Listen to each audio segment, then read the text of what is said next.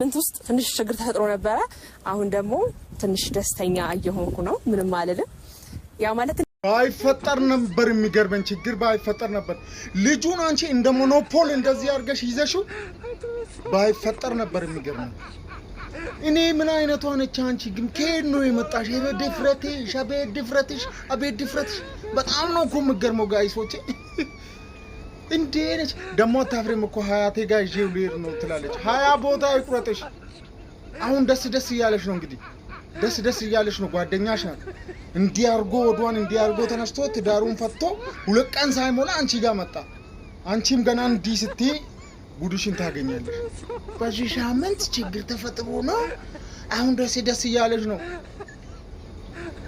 ሴት አይደለሽ አንቺ በሰው ትዳር ገብተሽ ትዳር ትበጠብጣለሽ ልጁን ደግሞ ምንድነው የትኛው